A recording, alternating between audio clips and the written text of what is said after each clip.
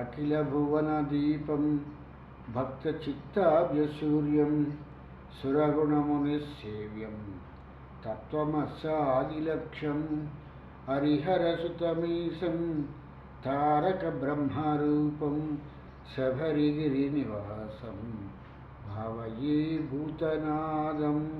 స్వామియే శరణమయ్యప్ప. ప్రియమైన ఆత్మబంధువులారా, ఆశ్రితుల వారి సౌజన్యంతో మనం భక్తి అనేటువంటి కార్యక్రమాన్ని మనం ప్రారంభించుకున్నాం. ఈ కార్యక్రమంలో రామాయణంలో బాలాకాండలో రాముల వారు విశ్వామిత్రునితో ఆయన ఆ యజ్ఞాన్ని కాపాడిన తర్వాత మహిమగల ధనస్సును చూడటానికి బయలుదేరి వెళ్తున్నప్పుడు గంగానదీ తీరంలో గంగకి త్రిపదాని ఎందుకు పేరు వచ్చింది అని చెప్పని అడిగి అక్కడి నుంచి క్షీరసాగర మదనము అనేటువంటి కథను కూడా తెలుసుకోవటం జరిగింది. ఈ క్షీరసాగర మదనము అనేటువంటి కథాగమనంలో దేవతలు దానవులు కూడా ఆలోచించి తమకి మరణం ఉండకూడదనుకుని, అలాగే రోగబాధలు కూడా ఉండకూడదనుకుని వాళ్ళు క్షీరసాగరము అనేటువంటి దాన్ని మదిద్దాము అనుకుని చెప్పేసరి వాళ్ళ కార్యక్రమాన్ని ప్రారంభించినప్పుడు ఆ క్షీరసాగర మదనంలో నుంచి మొదట ఆలాహలం వచ్చింది, తర్వాత ధన్వంతరి వచ్చారు, తర్వాత అప్సరసులు వచ్చారు, తర్వాత కౌస్తుభం వచ్చింది, తర్వాత ఉత్తమమైన గుర్రం వచ్చింది, తర్వాత అమృతం వచ్చింది. అంటే ఇవన్నీ కూడా సమస్తము కూడా మదనం జరగనంతకాలము కూడా క్షీరసాగరంలోనే ఉన్నాయి. క్షీరసాగరాన్ని మదించిన తర్వాత మాత్రమే ఇవన్నీ కూడా బయటికి రావటం తటస్థించింది. 60 కోట్ల మంది ఈ అప్సరసలు కానీ, ఈ ఉత్తమమైన అశ్వం కానీ, అలాగే కౌస్తుభం కానీ, అమృతం కానీ, అలాహలం కానీ, ఈ యొక్క ధన్వంతరి కానీ, వీళ్ళందరూ కూడా ఆ ఒక క్షీరసాగరంలో నుంచే రావటం జరిగింది. అంటే ఆత్మ ఏదైతే ఉందో ఆత్మని శోధించినప్పుడే మొట్టమొదటిసారిగా విషయ పదార్థమైనటువంటి దుర్గుణాలన్నీ కూడా బయటకు వచ్చేసి తదుపరి మిగిలినటువంటి మంచి వస్తువులన్నీ వచ్చి చివరికి ఏదైతే మృతము లేనటువంటిది అమృతతత్వం ఉంటుందో అది వస్తుంది అనేటువంటి విషయాన్ని ఇక్కడ వాల్మీకి మహర్షి మనకి ఈ క్షీరసాగర మదనము అనేటువంటి ఈ కథాగమనంలో ఆత్మను ఎలాగ దాన్ని చిలకాలి, మదించాలి అనేటువంటి విషయాన్ని మనకి క్షీరసాగర మదనము అనేటువంటి కథాగమనంలో చెప్పడం జరిగింది. అసలు ముందు ఆత్మలాగుంటుందో తెలీదు, మనలాంటి వాళ్ళకి ఆత్మ ఎలా ఉంటుందో తెలీదు. అటువంటి ఆత్మని మనం మదించటము అంటే ఎలాగా అనేటువంటిది బ్రహ్మ విద్యా సాంప్రదాయ ఎదిగినటువంటి గురువుల దగ్గర కూర్చొని ముందు ఆత్మని తెలుసుకున్న తరువాత ఆ తత్ సత్ అనేటువంటి దాన్ని, సత్యమైనటువంటి దాన్ని చూపించిన తర్వాత అప్పుడు ఆత్మని మనం చిలికితే అంటే మదిస్తే దానిలో నుంచి అమృతతత్వం వచ్చి శాశ్వతంగా ఉంటాము. ఆత్మకి మరణం లేదు, కానీ దేహం మాత్రం శాశ్వతం కాదు. ఉపాధులు దేనికి కూడా శాశ్వతం కాదు. ఉపాధుల్ని కూడా శాశ్వతం అనుకుని చెప్పని దేవతలు కానీ దానవులు కానీ ప్రయత్నించి చివరికి అమృతం వచ్చిన తర్వాత దేవతలు దానవులు సంహరించడంతో ఈ దానవులు పాపం మరణించటంతో ఈ యొక్క దితి అనేటువంటి ఆమె ఈ యొక్క ఇంద్రుని సంహరించగలిగేటువంటి కుమారుణ్ణి తనకి ప్రసాదించమని చెప్పేసరి తపానికి రావటం ప్రారంభించింది. అంటే అమృతతత్వం కన్నా ఉపాధులు తమ తాలూకు ఏదైతే అమృతతత్వం ఉందో దాన్ని కోల్పోయి మృతతత్వంలోకి వెళ్ళిపోవటం జరిగింది దానవులకి అనేటువంటి విషయాన్ని గ్రహించవలసినది. ఇక్కడ మనం ఒక చక్కని పాట విందాం.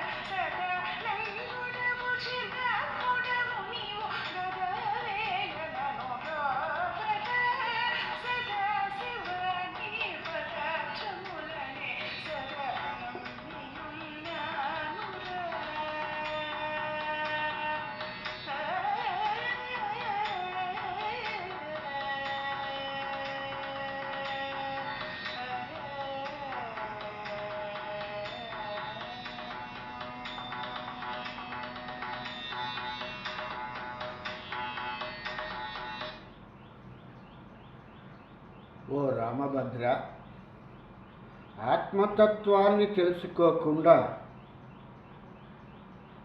కైలాసానికి ఎగినా కూడా వచ్చేటువంటి ఫలితమేమీ లేదు. కనుక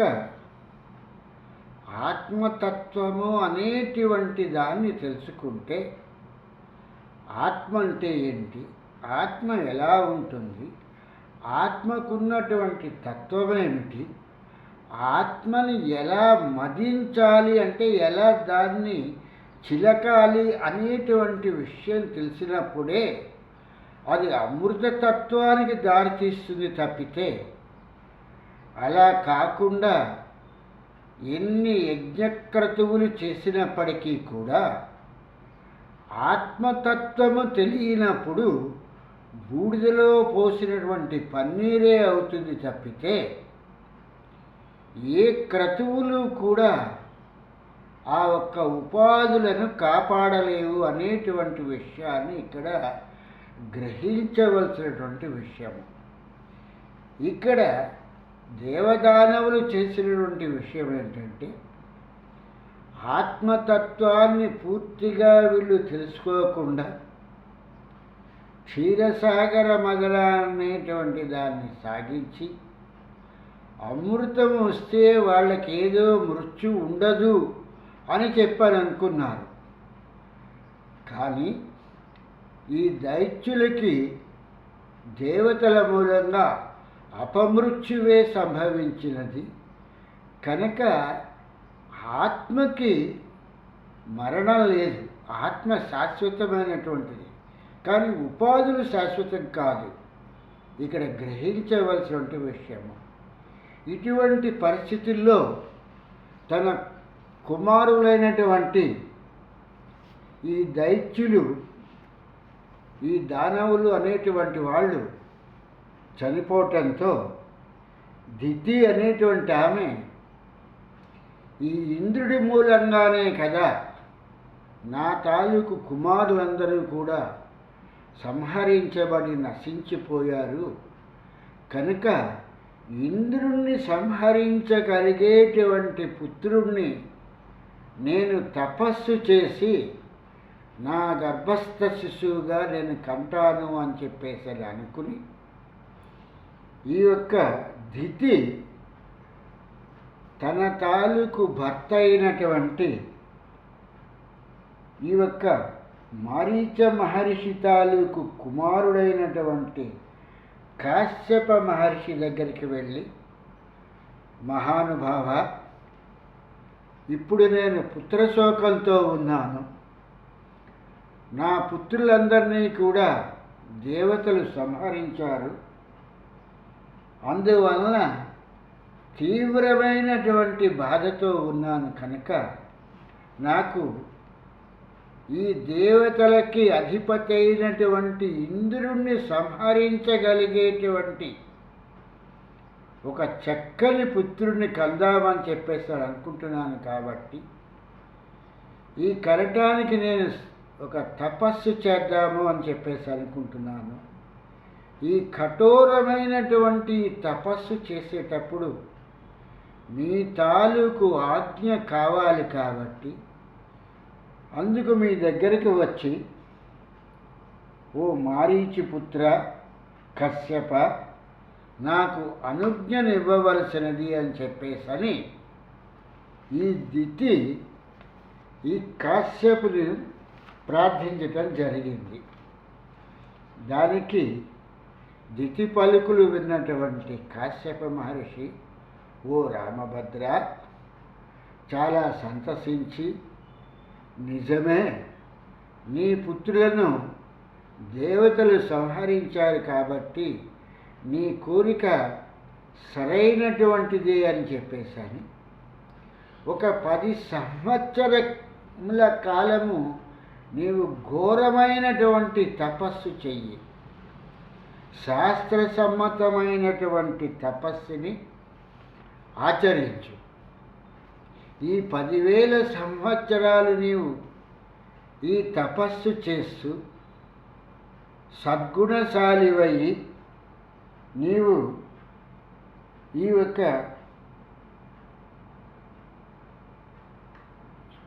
పొరపాటు 1000 సంవత్సరములు ఈ పవిత్రతగా నీవు పవిత్రతను కాపాడుకొనుచు ముల్లోకములను శాసించగలిగినటువంటి పుత్రుణ్ణి నీవు పొందుతావు అని చెప్పేశాని మహా తేజస్వి అయిన కాశ్యపుడు తన భార్య అయినటువంటి దితి వీపుని తట్టుతూ ఆమెను ఓదార్చుతూ ఆమెకు ఉదరమును కూడా తన చేతితో నిమురుతూ ఆ మహర్షి తపస్సాయమర్చుటకే వెళ్ళుము, నీకు మంచి పుత్రుడు కలుగుతాడు అని చెప్పేసని రామభద్ర అని చెప్పి దితిని పంపించటం జరిగింది. ఓ నరశ్రేష్ఠ రామచంద్ర, దితి తపస్సులో ఉంటుండగా దేవేంద్రుడు ఆమెకు వినయ విధేయతలతో సపర్యలు చేయసాగాను. ఇంద్రుడు ఆమెకు అగ్నిని, కుశలను, సమిధలను, జలమును, కందమూలము ఫలములను ఇంకను కావలసినటువంటి వాటన్నింటినీ కూడా సమయమును గుర్తించి సమకూర్చుచుండను. అతడు మాతృభావముతో దితికి పాదములొచ్చుచు ఆవిడికి సపర్యలన్నింటినీ కూడా ఇంద్రుడు చేయటం ప్రారంభించాడు. ఎల్లవేళలా ఆమెను కంటికి రెప్పవలే కనిపెట్టుకుని కాపాడుచుండెను. ఇటువంటి సమయంలో రాఘవ, రామభద్ర 1000 సంవత్సర కాలములు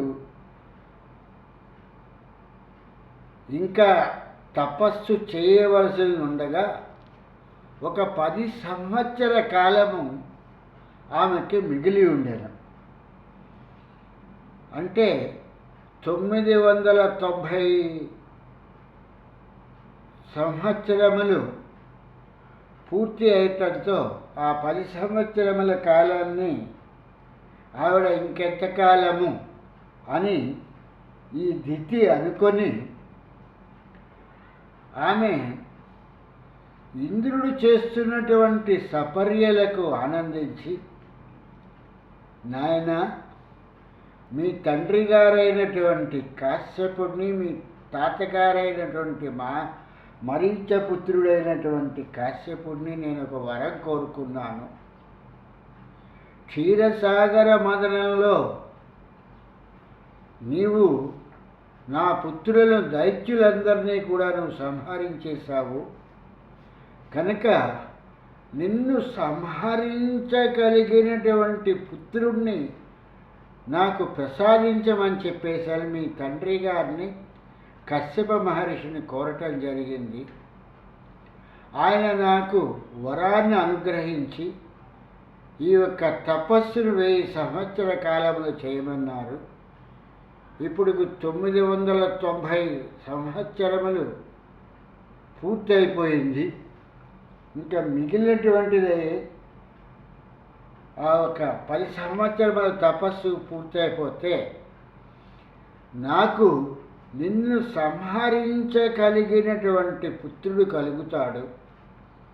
కానీ నీవు మాతృభావనతో నన్ను సేవిస్తున్నటువంటి పరిస్థితి చూస్తే నీ మీద కరుణతో నా తాలూకు కుమారుడికి నీతో కలిసి ఉండమని చెప్పేసని, ముల్లోకాధిపత్యమును నీకు కూడా తనతో పాటు భాగమిమ్మని నేను తప్పకుండా చెప్తాను అని చెప్పేసని దితి ఇంద్రునితో చెప్పటం జరిగింది. రాఘవేంద్ర అని చెప్పేసని విశ్వామిత్రుల వారు ఈ యొక్క దితి గురించినటువంటి కథాగమనాన్ని చెప్తున్నటువంటి సమయంలో రాముల వారు ప్రశ్నించటం జరిగింది. మహాముని, ఈ యొక్క దేవతలకి అధిపతి అయినటువంటి ఇంద్రుణ్ణి ఈ దితిపుత్రుడు సంహరించటం జరిగిందా, ఆమె కోరిక తీరిందా అనేటువంటి విషయాన్ని ఈ యొక్క ఇలవంశకుల తిలకుడైనటువంటి రాముడు అడగటం, విశ్వామిత్రుల వారు దానికి మళ్ళీ తిరిగి కథాగమనాన్ని మళ్ళీ ప్రారంభించారు.